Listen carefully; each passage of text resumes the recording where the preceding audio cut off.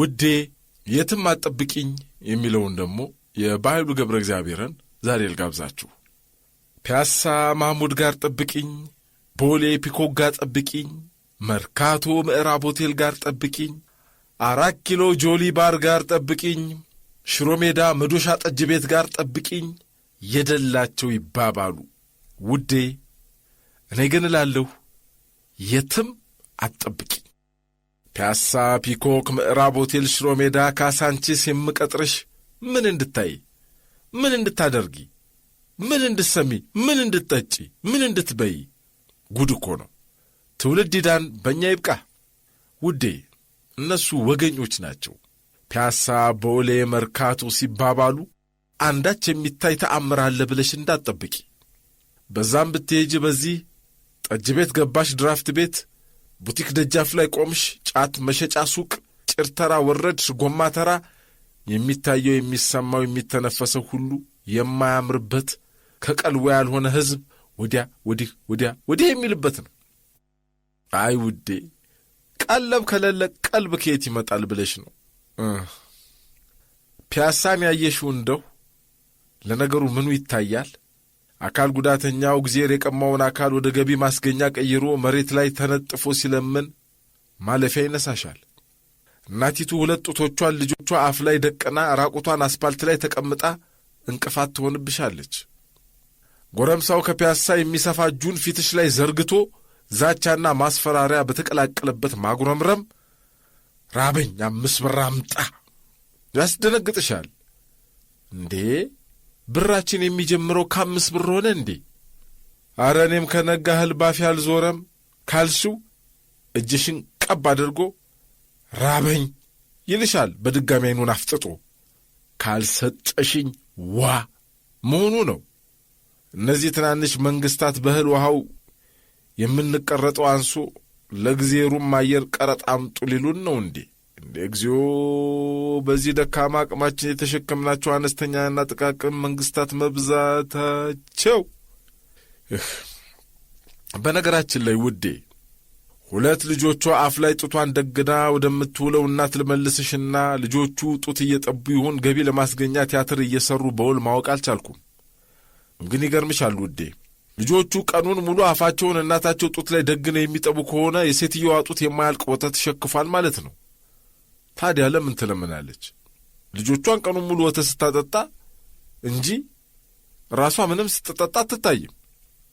ውዴ የትም ጋር ጠብቂኝ እሺ ያልኩት እነዛን ነዳያንን በመጠየፍና በመሰልቸት ብቻ አይደለም። በልመናና ፍርፋሪ ያላደገ ማን አለ ብለሽ ነው? የሎተሪ ሻጩ ንትርክስ ቀላል ነው እንዴ? ኪሴ ውስጥ ያለችውን 10 ብር ምን ላድርጋት እያልሽ በምታሰላሲበት ቅጽበት 4 ሚሊዮን ብር 4 ሚሊዮን ብር የሚሉ የሎተሪ አዟሪዎች ይከቡሻል። ኧረ ተው አንተዬ እኔ ዕድል የለኝም ዞር በል ከፊቴ ብለሽ ማባበል ስትጀምሪ ኧረ ነውር ነው በእርሱ ሥራ አትግቢ ሰጭም ነሽም እርሱ ብሉ ለፈጣሪ አስጠቆርሻል። ታዲያ በየትኛው አንጀትሽ ጨክነሽ ትሄጃለሽ? ኧረ ምኑ ቅጡ ውዴ! የመጽሐፍ ሻጩ፣ የጫማ ሻጩ፣ የሳህን የቢላ ሻጩ፣ የሶፍት የውስጥ ሱሪ፣ የሙዝ የብርቱካን የሕፃናት መጫወቻ ሻጩ ሁሉ በነጻ ይሰጥ ይመስል ጩኸታቸው ቀላል ነው እንዴ? መርካቶ ብትሄጂ ወደ ቦሌ ብትሰደጂ ከእነዚህ ሰዎች ሁከትና ግርግር አታመልጭም። ስለዚህ ውዴ የትም አትጠብቂኝ። ስለ እግዚአብሔር ስለ እመቤቴ ከምለምን ብዬ ነው ይችን ሽጭም ማድር ባክሽ ሶፍት ግዢኝ የሚሉትን የደቀቁ ባልቴት አንጀትሽ ችሎ እንዴት ያልፋል? እንዴትም። ታዲያ በባዶ ኪስ አየር መቀበል በማይቻልበት ከተማ እንዴት ሰው ማለትስ ጋር ጠብቂኝ ይባባላል? ድሮ ውዴ ሰው ነበር ወደ ገበያ የሚሄደው። ዘንድሮ ግን ገበያው ራሱ ነው ሰውን እያሳደደ መድረሻ ያሳጣው። መቼም አዲስ አበባ ከተማ መንገድ ከወጣሽ ባትበይ ባትጠጪ ለትራንስፖርት ባታወጪ ከውጭ አትድኝም። ታዲያ እኔ አቅምሽን እያወቅኩ ለምን ማንትስ ጋር ጠብቂኝ እያልኩ አደክምሻለሁ? ውዴ ወደ ቦሌ ፒኮክ ልሄድ ብለሽ ከምትነሺ ወደ ባሌ በእግርሽ ጉዞ ብትጀምሪ ይቀላል። የመንገድ ግንባታው ገና ከመፍረስ ፈቅ አላለም። በዛ ላይ ታክሲ ወረፋም እየጠፋ ነው። ቦሌ ፒኮክ ጋር ቀጥረሽ በምን መተሽ በምን ልትመለሽ? ኧረ ምንስ እየቀመሽ ልትጠብቂኝ? ጸሐፊው እንዳለው ፒኮክ የሚገኙ ምግብ ቤቶች ለእንትን ሰፈር ልጆች ከውጭ የሚታዩ እንጂ የሚገባባቸው አይደሉም። ውዴ፣ የአዲስ አበባን ግንባታ ለየት የሚያደርገው ብዙ በማፍረስ መጀመሩ ነው። ግንባታው እስኪያልቅ እኛ ማለቃችን ነው። ታዲያ አንቺ ምኑን ጋር ጠብቂኝ ልበልሽ? አትጠብቂኝ አይሻልም? እንደው ዕድልሽ ሰምሮ ወረፋ ደርሶሽ በታክሲ ከየትኛውም አቅጣጫ ወደ 4 ኪሎ ከመጣሽ የሚያበሳጭሽ ነገር ቁጥር የለውም። ብስጭትሽ የሚጀምረው ገና ለነፍሳችሁ ይችን ሲዲ ግዙ የሚል የሥጋ ዳሪው ጩኸትን ስትሰሚ ነው። የለማኙን፣ የሊስትሮን፣ የመንገደኛውን መንገድ በመኪና ዘግተው እግዚአብሔር ጎጆዬን ሙሉ አደረገው መንፈሳዊ ሲዲ በ25 ብር ምእመናን ብለው ይጮኹብሻል። አሬ መንግሥት ያለህ ብለሽ ብጮይ የሚሰማሽ የለም። መንግሥት ጎጆአችን ጎዶሎ መሆኑ ስለሚያውቅ ሙድ እየያዘብን ይሆን ተያለሽ መልሰሽ። በዚህ ላይ አነስተኛና ጥቃቅኑ ድንኳን ዘርግቶ ቀበቶ፣ ሸበጥ፣ ጠጅ ሲሸጥ የሚታየው ትርምስምስ አይምሮ ያውካል። ውዴ እንዳትሸወጅ። እነዚህ አነስተኛና ጥቃቅኖች ስማቸው እንጂ ዋጋቸው ጥቃቅን እንዳይመስልሽ። እኔ የምለው ግን አነስተኛና ጥቃቅን ማለት ጠጅ በጎዳና ማለት ነው እንዴ? ከሌላው ገበያ የጠጁ ገበያ እኮ ይበልጣል። ይገርማል። መደራጀት መቼም ሸጋ ነው። ተደራጅቶ መንገድ መዝጋት፣ ተደራጅቶ ሰውን መቀጣጠሪያ ማሳጣት፣ ተደራጅቶ የዕቃን ዋጋ ማስወደድ፣ ተደራጅቶ በጠጅ ሕዝብ ማስከር ከአሸባሪነት በምን ይለያል ጎበዝ? መንግሥት ስላደራጅ። ውዴ እባክሽ የትም አትጠብቂኝ። የትም አልጠብቅሽም። ፒያሳ ማሙድ ጋር ጠብቂኝ፣ ፒኮክ ቦሌ ጋር ጠብቂኝ፣ መርካቶ ምዕራብ ሆቴል ጋር ጠብቂኝ ያሉትም ሰዎች የቆጠሯቸውን ቆንጆዎች እስካሁን ያግኟት አያግኟት አላቅም። ብቻ አንዱ ሲቀጥር አይቶ ሌላው ማንትስ ጋር ጠብቂኝ ማለቱ አግባብ አይደለምና ባክሽን የኔ ውድ የትም አትጠብቂኝ።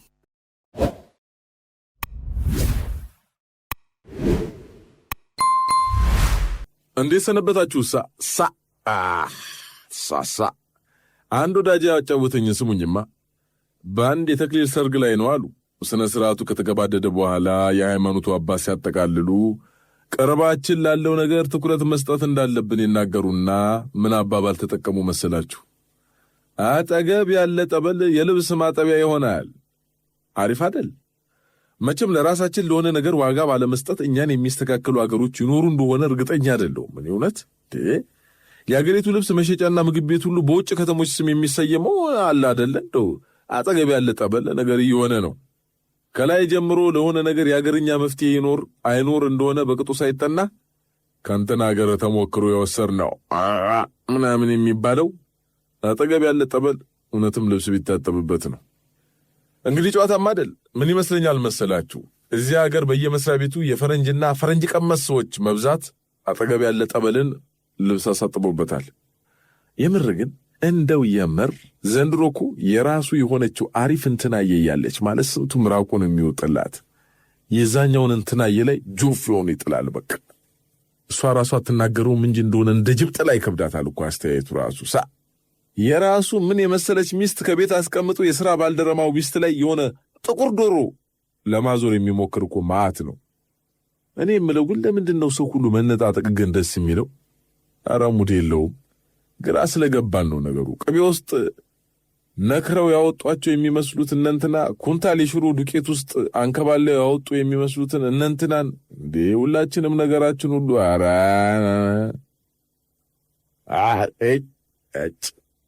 ምንድን ነው በል። በዚያ ሰሞን አንድ ወዳጃችን እንትናየው ዘንድ ሲደውል የሆነ ሰፈር ዘመድ ቤት እንደሆነች ትነግረዋለች። ግንላችሁ የእሱ ወዳጅ የሆነ ሌላ ሰው ደግሞ በዚያው ሰዓት የሆነ ዞር ተብሎ የሚገባበት እግ ይዞ ከእንትናየዋ የልብ ጓደኛ ጋር ያያታል። አላስችል ይለውና ለጓደኛው ደውሎ እንትናዬ ዋየዋ ያለችበትን ቦታ ይነግረዋል። ከዚያ በኋላ ምን አለፋችሁ አገር ተቀወጠ። ደግሞ ጅላችሁ በተለይ በእኛ ቀደም ያሉ መጽሐፍት ውስጥ ስንትና ስንት የሚጠቀሱ ነገሮች እያሉ እንኳን የሁል ጊዜ ጥቅሳችን በአንድ ወቅት ሼክስፒር እንዳለው ይህንን ነገር በአንድ ወቅት የአሜሪካ ፕሬዝዳንት የነበሩት ጆን ኤፍ ኬኔዲ ሲናገሩ ምናምን ነው ነገሩ። አጠገብ ያለ ጠበል እኮ ልብስ ታጥቦበት ነው ጎበስ። የልብስ ማጠቢያ ማድረግ ይሏችኋል እንግዲህ አይደል? እኔ የምለው እንግዲህ ጨዋታም አይደል ሰው ሁሉ ቀኑን ሙሉ የ10 ምናምን ብር ሻይና ማኪያቶ እንደ ልቡ እየደጋገመ ሲጠጣ የሚውለው ነገርየው እንዴት ነው እንዴ? የ10 ብር ሻይ በቀን 2 መጠጣት ማለት እኮ በወር 600 ብር ነው። ብላችሁ ቁጠሩ፣ ደምሩት እንጂ ነው ጋባዡ ሌላ ነው። 600 ብር እኮ 5 ሰው ያለበት ቤተሰብ የወር ቀለብ ነው ጀለሴ። የምር ግን የዚች የብር አቅም እንዲድከም እኔ የምለው እንግዲህ ወደ ነገር ሆድ ይቆርጣል ይባል የለ። ከዕለታት አንድ ቀን ሽልንግ ትሸጥ ነበር የምትባለው ክትፎ ብዙ 160 ብር ደረሰች አሉ። 160 ብር ልጄ፣ 160 ብር እኮ ምን የመሰለ ሙሉ ልብስ የሚሰፋበት ነበር። እናላችሁ ኮሚክ ነው ነገሩ፣ ኮሚክ ነው። የ160 ብር ታሪክ ታወስልና ለምሳሌ ምሳውን ክትፎ በልቶ የመጣ ሰው ምን እንደተመዘገበ ሲጠየቅ ክትፎ የሚለውን ይለውጥልን። ሌላ ምስል ከሳች አባባል ይኖራላ። ምሳ ምን በላ ሙሉ ልብስ ቢል አይደለም። ክትፎማ ወረዳ ሙሉ ልብስ በላሁ። እና ያላችሁ 1000 ብር ማግኘት እንደ ጉድ የሚወራበት እኮ ዘመን ነበር። ተረስቶ እኮ ነው። የወይዘሪት ከሌት ልጅ ስንት ደሞዝ እንደሚበላ ሰምተሻል? ኧረ ነይቴ ሰማ እንደው ማን ነገሩት ደግሞ ሰሙ? ሽብር በስመ አብ ወወልድ ወመንፈስ ቅዱስ። ምንድን ነው ያልሽኝ? በየወሩ ሽብሩን ይዝቃል ዮሮሽ አይሰማም። ኧረ እንደውን የምለው በዚህ ሁሉ ብር ምን ይገዛበታል ምናምን የሚባልበት ዘመን ነበር። እና ያላችሁ ሽብር ማግኘት ዘንድሮ የሆነች ሽብር እየቆነጠሩ ይሰጡታል መሰለኝ እያለ ልናሾፍባት መግዚያዋ የምትዘቅ ነበረች። ስሙኝማ መቼም ጨዋታ አይደል። ለምሳሌ ሽብር የሚበላው ሰውዬ ማለት ነው መስሪያ ቤቱ በቃ ጥሬ ብር የለውም እንበል። እጥረት ገጠመዋ። እጥረት ያጋጥማል። ምንድነው ለምን ማለት እጥረት ገጠመዋ። የዚህ ወር ደሞዝ በአይነት ይሰጥ ቢባል ቤቱ ምን ይዞ ይገባል? ብር የለማ። ምን ይዞ ይግባ? ግማሽ ኪሎ ጤፍ። ሚስት ሆዬ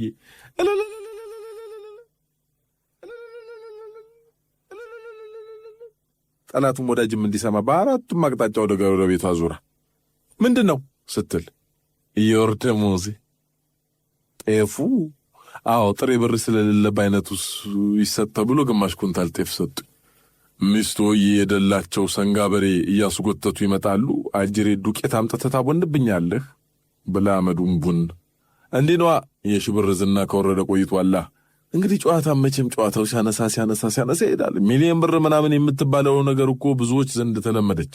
ልጄ እኛ እንኳን ሚሊዮን ብር ልንቆጥር 1,000,060 አስከትሎ ይህን ቁጥር የተጻፈበት ወረቀት እንኳን ኪሳችን የሚገኘው ከስንት አንዴ ነው።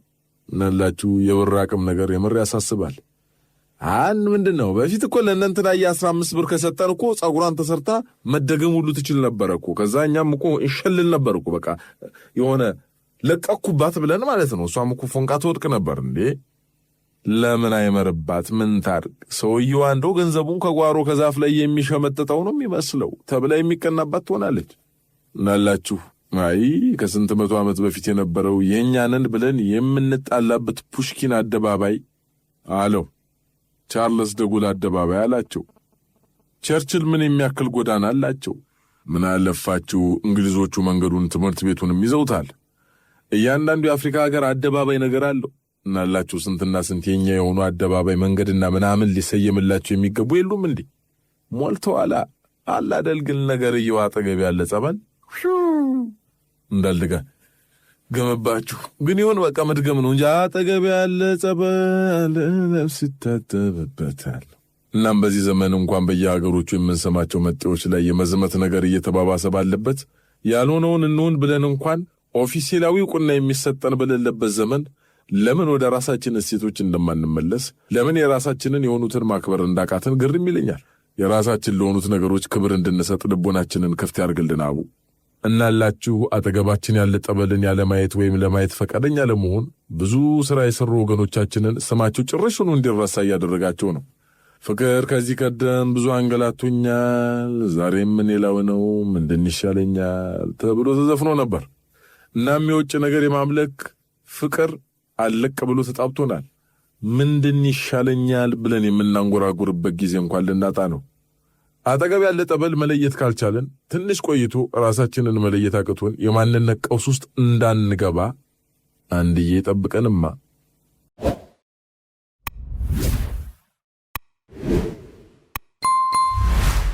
የመግባቢያው ሰነድ ጸሐፊው ዳንኤል ክብረት ነው።